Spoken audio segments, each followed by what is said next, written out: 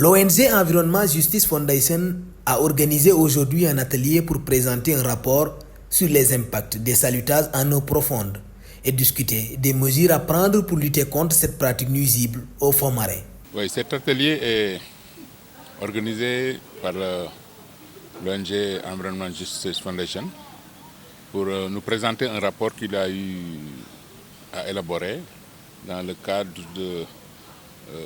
des actes causés par le chalutage de fond. Et qui dit chalutage de fond, une activité de pêche qui se déroule au niveau des fonds marins précisément. Donc Justice Foundation va nous présenter le rapport qu'il a eu à élaborer et à la suite de ça, nous allons dégager des perspectives pour vraiment combattre ce qui sera présenté aujourd'hui, notamment le chalutage de fond. Les fonds marins abritant une riche biodiversité sont menacés par les pratiques de salutage qui dégradent les récifs artificiels et nuisent aux espèces marines. L'importance de l'interdiction du salutage et de la mise en place d'une surveillance renforcée est soulignée pour préserver ces écosystèmes fragiles. D'abord, les fonds marins constituent l'écosystème où on peut retrouver la première vie pratiquement de toutes les espèces halieutiques, notamment des espèces de fond. Et au niveau de ces fonds marins, il y a des habitats dont les habitats qu'on peut citer, les premiers, c'est les récifs artificiels. Et la biodiversité dans ces fonds-là est perturbée par ce salutage qui va dénaturer non seulement le fond, et même détruire les habitats. Quand les habitats de ces espèces sont détruits, donc il n'y aura pas d'abri pour vraiment que ces espèces puissent vivre à l'aise dans cette zone. Donc cette activité de chalutage est non seulement à interdire, et aussi au niveau des fonds marins, de la direction des fonds marins, on va s'engager maintenant à faire une surveillance de cette zone et la direction des pêches maritimes va s'engager aussi à faire respecter tout ce qui sera dégagé ici comme recommandation forte au niveau de cet atelier. Le professeur Wali Ndiaye, enseignant-chercheur à l'Institut universitaire de pêche et d'aquaculture de l'Université Cheikh Anta Diop de Dakar, souligne l'importance économique de la pêche dans le pays. En tant que premier secteur générateur de devises et d'emplois, il met en avant les efforts de l'Institut pour soutenir ce secteur vital et travailler en partenariat avec d'autres institutions et ONG pour trouver des solutions aux défis auxquels il est confronté. Alors, au Sénégal, qui dit pêche, dit pratiquement moteur essentiel. Moteur essentiel à plusieurs titres. Parce que la pêche joue un rôle économique d'abord au Sénégal. La pêche, je ne le dis pas, il est le premier secteur pourvoyeur de devises et d'emplois au Sénégal. Mais également, lorsque vous partez au niveau des villes riveraines ou des villes côtières, vous voyez pratiquement la population qui s'active de façon informelle autour de la pêche. Ce secteur mérite d'être pris en compte. Ce secteur mérite des réflexions. Ce secteur mérite une réflexion et également des recherches au plus haut niveau, notamment au niveau universitaire.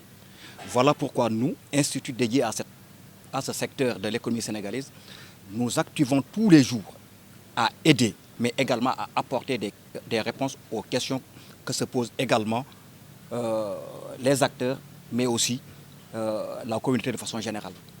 Nous sommes présents au niveau de tous les quais de pêche, nous sommes présents au niveau des AMP, mais également nous sommes en partenariat avec des institutions, notamment la DGFM, mais également les ONG telles que EJF et Blue Venture, avec qui pratiquement nous comptons travailler pour la recherche et essayer de trouver des solutions à ce fléau qui gangrène le secteur de la pêche.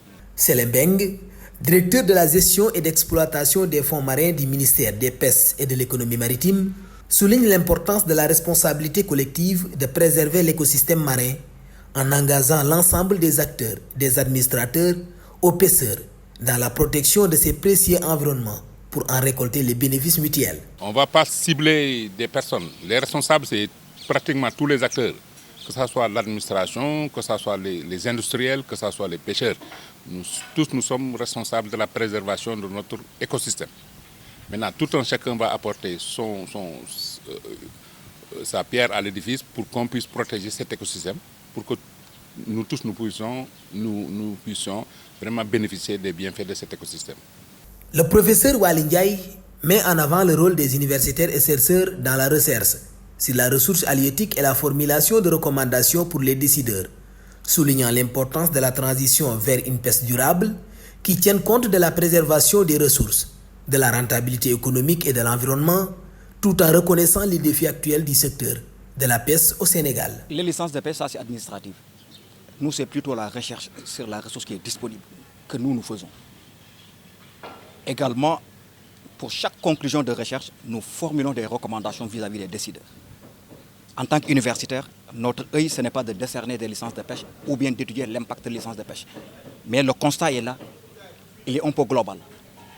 Le secteur est pratiquement en crise. Et il va falloir pratiquement la participation de tous, que ce soit les décideurs, que ce soit les chercheurs, que ce soit les acteurs, mais tous doivent s'orienter davantage vers une mise en place d'une pêche durable, qui va tenir en compte de la durabilité de la ressource, qui va tenir en compte de la rentabilité économique, mais qui va tenir en compte aussi des effets de l'environnement. Ça, c'est un sacerdoce que tout acteur, particulièrement les universitaires et les chercheurs, doivent pratiquement avoir comme créneau. La raréfaction de la ressource halieutique au Sénégal a entraîné des migrations de pêcheurs à la recherche de poissons devenus rares, suscitant des préoccupations tant parmi les acteurs du secteur que parmi les consommateurs. Alors ça, c'est la socio-économie. Évidemment, il y a des rapports socio-économiques qui ont établi pratiquement la raréfaction de la ressource, qui a entraîné pratiquement une migration. Parce que ce que vous cherchez, lorsque vous ne la retrouvez plus, vous êtes obligé de vous déplacer pour aller ailleurs.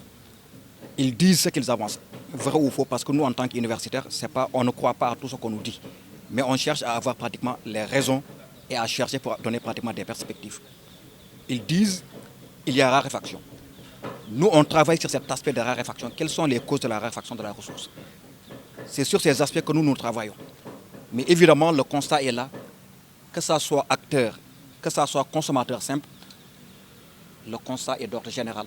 Le poisson est devenu une denrée rare au Sénégal. Alors que jadis, beaucoup d'espèces qui n'étaient pas consommées au Sénégal sont devenues même introuvables dans le milieu. D'où cette réflexion globale.